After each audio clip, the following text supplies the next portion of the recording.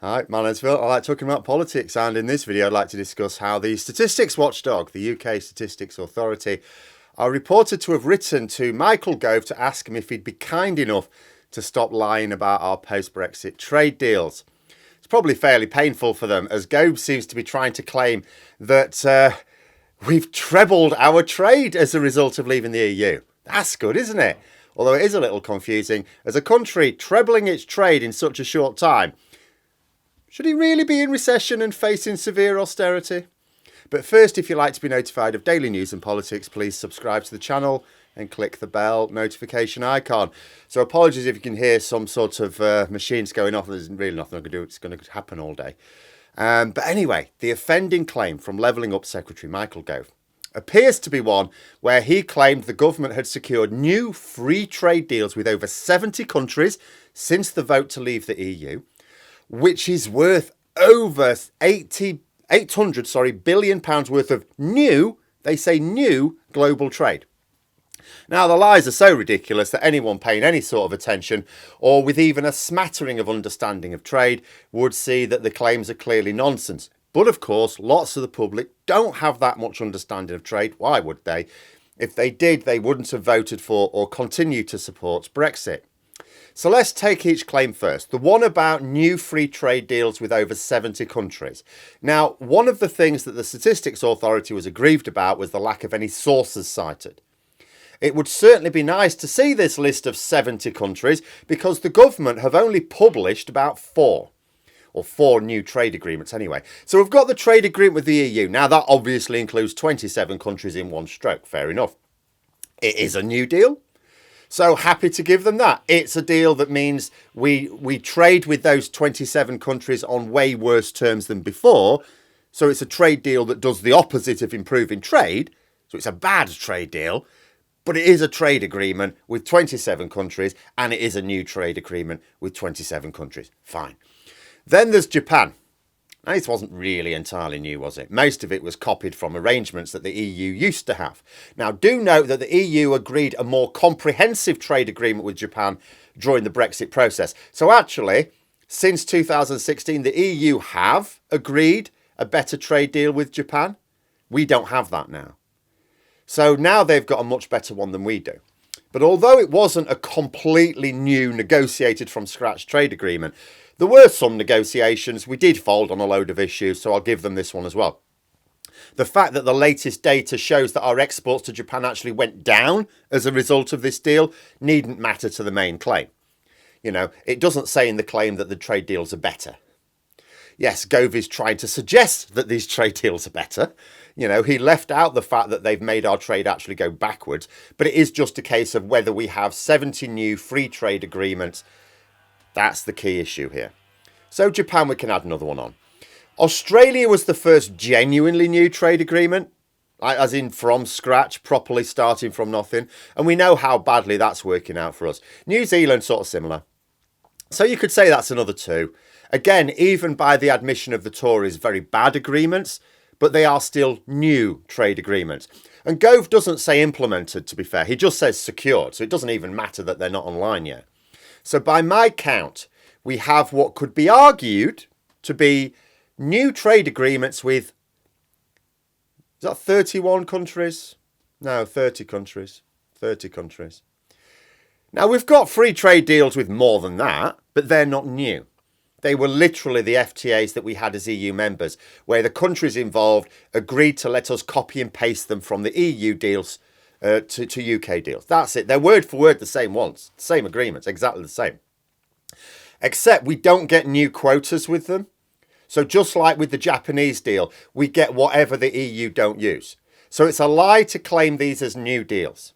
So that's the first nonsense.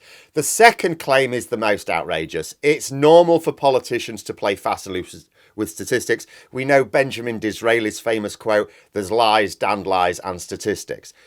But the way this is traditionally done by politicians is they present a statistic which is factually accurate, but which the public who have no skill in mathematics will misinterpret. So what you do is you either present it out of context, or you apply some dodgy analysis to it, but the actual figures are factually correct. But it's designed to make someone think something that is incorrect. But going back to David Cameron, the current Tories, they just lie. They just make it up. It became very noticeable. I noticed quite clearly under David Cameron, it was quite a frequent thing for the UK Statistics Authority, sometimes even the Office for National Statistics, to have to call out not just misleading statements from the government, but outright lies. Now, the Office for National Statistics wouldn't normally call out lies like this. That is for the Statistics Authority. It's just that sometimes the government would make an outrageous claim and claim they're getting their figures from the ONS, and the ONS would go, no, you're not. We haven't published anything like that. What are you on about? You know, if the public have such a warped view of the reality of how things are working now, it will be down in no small part to the fact that we have had a government for over a decade that doesn't just try to use statistics to their advantage, you know, to embellish their achievements or to downplay their failures, but they just make things up. The second claim is ludicrous. Over £800 billion worth of new global trade? What? This is no playing with statistics. It says new. Where's this new trade come from? That means this is global trade that we did not have access to before 2016. Also gets you thinking, so £800 billion, that's a lot. Where's that come from? Have we nicked that from some other countries who used to trade with them and now we've got it? Or have a load of other countries suddenly become much wealthier? Where's this come from? And again, there's no citation for this figure. You know, even some of the dodgy Brexit social media groups I see putting out fiddle data, they'll at least cite where they got the figures from. They will actually be using genuine figures. They just apply incorrect analysis, misleading interpretations. Here, there's nothing. And that's because it isn't a ham-fisted analysis of actual data. It's just made up. Our trade agreement with the EU countries has made our trade decline. So that's the 27 countries where the trade's actually gone down a lot. A negative amount of new trade. Figures now show that our trade agreement with Japan has made our exports go into decline.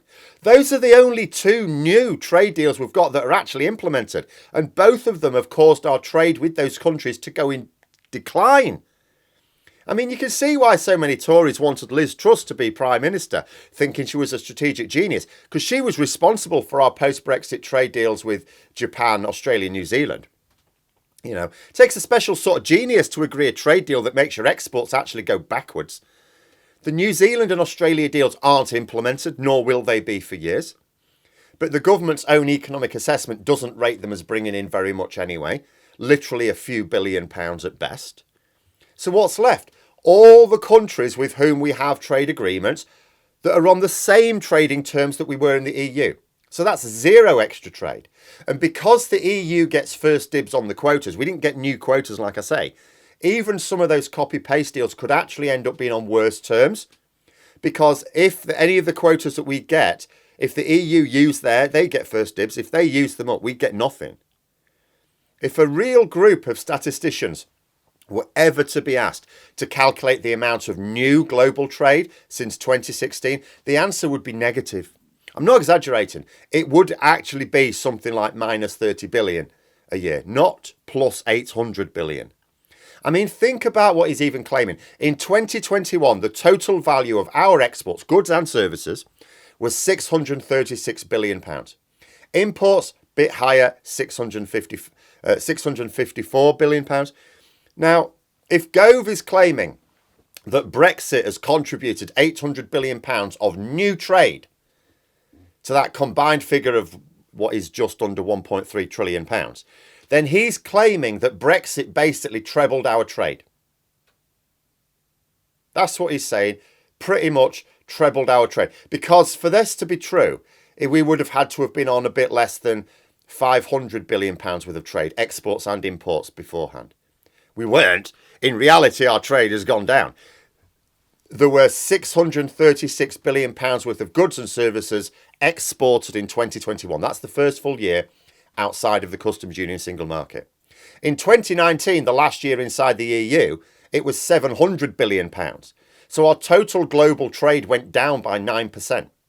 It's only been boosted this year a bit due to the increase in sales of gas and oil because of a certain global event, come the next election, in a couple of years' time, we're going to have 2 more years worth of trade data.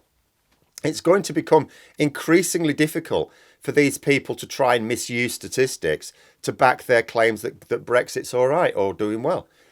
And maybe this is why Gove continues the Tory tradition of just making things up. You don't have to worry about the actual data coming in if you're not even using it.